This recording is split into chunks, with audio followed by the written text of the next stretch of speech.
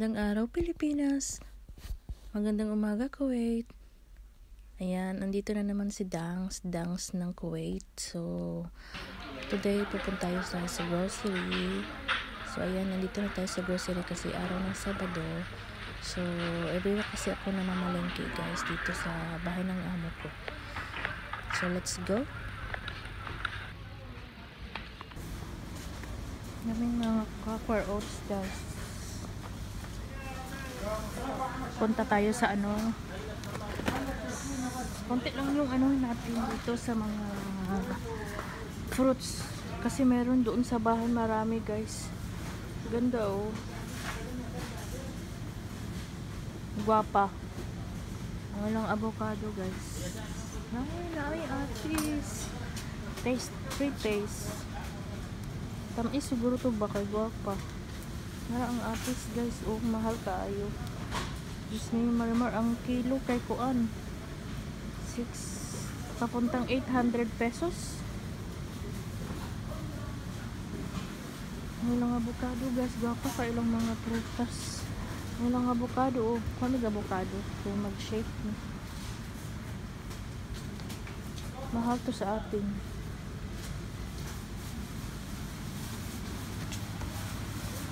Orange guys, huh? Dagko kaayo.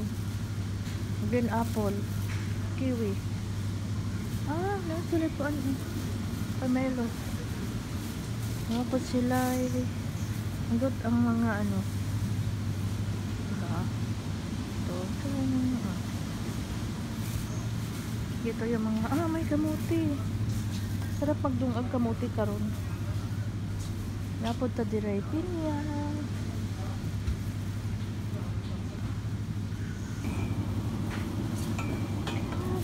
Na violet, rosa, yan. Ang ganda lang sa guwapa pa yung siling. Napos siling nga dagko,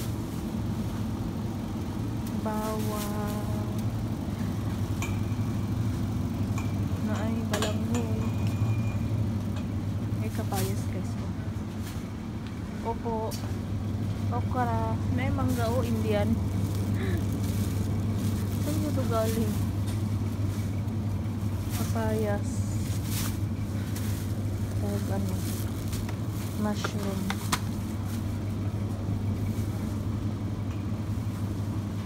Dami, meron pang mais guys oh. Daming ang daming vegetables dito guys.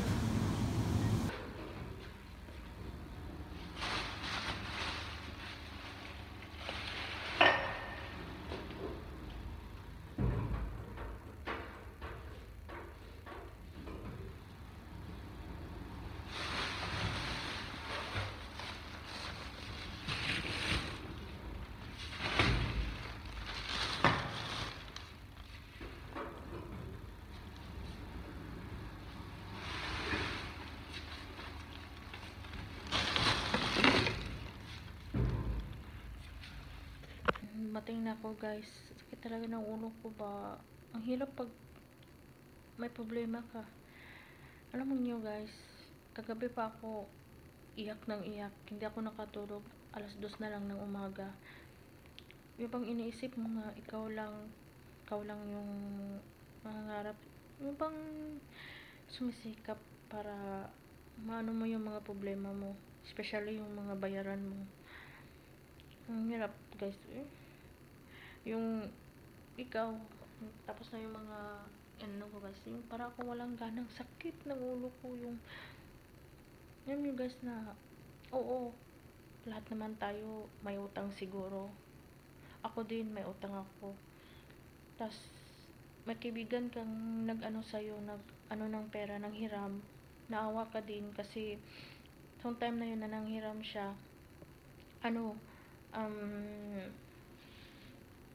nakataon din na meron akong sobra sa sahod ko guys. So mag-6 na buwan na yung pera na hiniram niya. Tapos dumating ang point na walang-wala din ako ba. Tapos sinisingil ko siya. Sa dami ng bayarin niya, yung parang ako hindi na priority niya na bayaran. okay, niintindi ko siya lagi na inuuna niya yung iba niyang bayaran. Pero ikaw na nag-need ka din kasi kailangan mo, kasi wala ka na ding makuha ng pera kasi may utang ka na ding binabayaran, di ba? Kulang pa wala kang extra pera. So siningil mo siya sa malayo pa yung ano ba tong buhok ko? Talaga malayo po yung time. Binigyan ko siya ng 10 araw. Sinabihan ko na siya um, tawag doon, sinabihan ko na siya guys na kailangan kong gamitin. Okay na pag hindi niya ako ibayad ng full. Basta't gamitin ko kasi may due date din ako na bayaran. Yung nag-asa ka, tas ngayon, maghapon na lang, wala pa rin. Yung kasakit ng loob, yung ganun. Yung mawalan ka ng gana na, ay naku, wala ka nang mapagkawaan, wala ka na ding mautangan. Kasi nahiya ka ding mangutang kasi hindi to ako sa abroad eh. Akala ng mga tao kasi marami akong pera, kaya hindi na din sila nagpapahiram sa akin. Hindi naman ako nagsabing wala akong utang. Oh, may utang din ako dito sa kaibigan ko. Pero may sahod naman ako. Yung sahod ko, mabayaran ko din yung utang ko kasi inano ko din yung sahod ko na makabayad din ako. Ako din, syempre naawa din ako sa kaibigan ko kasi kailangan din niya. So nagpahiram din ako sa kanya. Ay nako, grabe yung pasensya. Wala ibang makatulong sa akin, yung sarili ko lang. Kaya sabi ko, ang hirap pag wala kang makuhaan na pangbayad. Yung ikaw lang ba, yung wala kang masabihan. Sakit ang ulo ko guys. Gusto ko umiyak ngayon pero kagabi gusto ko nung matulog. Kapikit na yung mata ko, tumutulo pa rin yung luha ko guys. Ang tagal kong nakatulog, 2:00 na. Iwan ko, bigla akong yung nalungkot, bigla akong naisip ko lahat. Yung buhay ko. Kaya, ang hirap guys. Hanggang dito muna ako guys kasi ayusin ko muna yung mga inano ko dito. Paparating na yung amo ko mamaya. Tapos back sa trabaho na naman. Iniintindi ko siya lagi. Hindi ako nagagalit. Oo ako nang oo, sige. Pero kailangan ko kasi ngayon. Kaya binigyan ko siya ng araw na kailangan ko ngayon. So malayo pa, sinabihan ko na siya. Oo siya ng oo. Kahapon, may pera daw siya, ibayad daw niya muna ng kuryente kasi nga daw maputulan na sila. Okay, hindi ko ngayon na ako yung may bayarin. Wala guys, wala, nga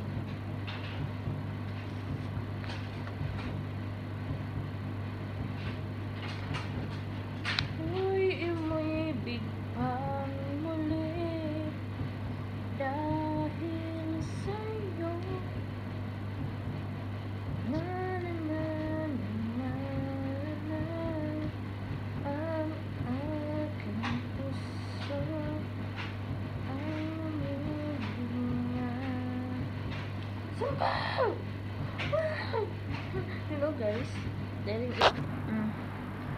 and he want to this one kablit me because he want food. That's why he do like this to me. Like this. Wait, bigyan ko siya ng pagkain kasi nangangalabit sa akin. So tingnan nyo guys, nagbalot-balot na naman si Dams para pang padala sa Pinas para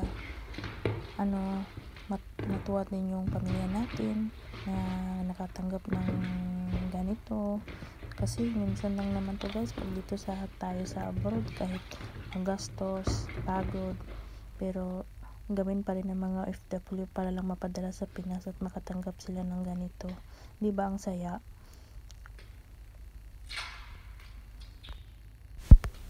O diara, tingnan nyo, nagtuwad-tuwad na si Dance. Kasi mahirap din pag ganitong magbalot.